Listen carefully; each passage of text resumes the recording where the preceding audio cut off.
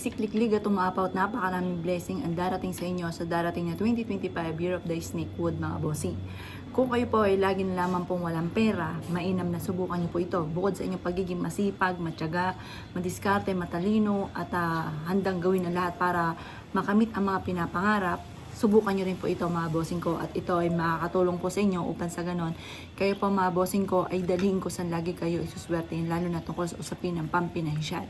Alam niyo po ba, ang taong gumagawa ng ganito ay nadadagdagan ng pagiging positibo sa buhay. Kaya the best, mga bossing ko, ay meron kayong mga gantong mga pamamaraan. Subok na po ito, mga bossing ko, at kaya kung ikay naniniwala at naisyo po itong gawin, subukan nyo po siya. Kailangan lamang po natin ng tuyong luya. Pero kung wala ka pang tuyong luya, di okay na kahit sariwa ng luya. Matutuyo rin naman po yan, mga bossing.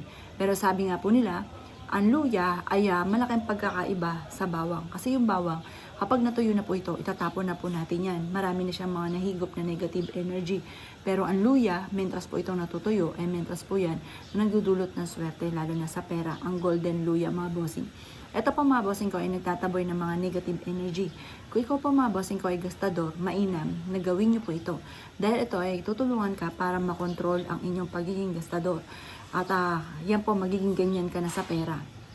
Kung ngayon 2024, hindi ka nakaipon, gawin niyo po ito, mga bossing ko, bago sumapit ng 2025 or sa mismong araw ng 2025, at makakatulong po ito upang sa ganun, yung buhaya sa palad po ninyo ay mawala na. Ang sabi nga po nila, ang tawag dyan sa gastador ay may buhaya ang palad.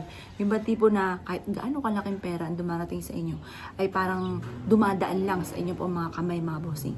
At hindi talaga nagtatagal ang pera. Kaya subukan niyo po, mga bossing ko, na gumamit ng luya. At yan po, mga bossing ko, ay patatagalin ang pera sa wallet po ninyo. Kahit bumibili ka ng mga bagay na importante, eto pa, mga bossing ko, ay may mga dumarating na pagkakataon na imbis po na ikaw ay naubusan, ay lagi naman pong siksik-liglig at umabot, maraming blessing ang darating sa inyo. Subukan niyo po ito, napaka-epektibo po nito.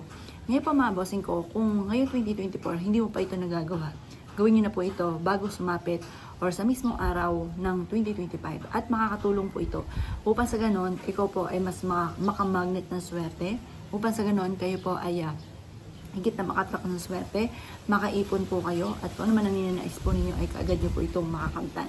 Proven po yan. Kaya kung kininiwala sa mga gatong mga pamamaraan, ay mainam na subukan nyo po ito.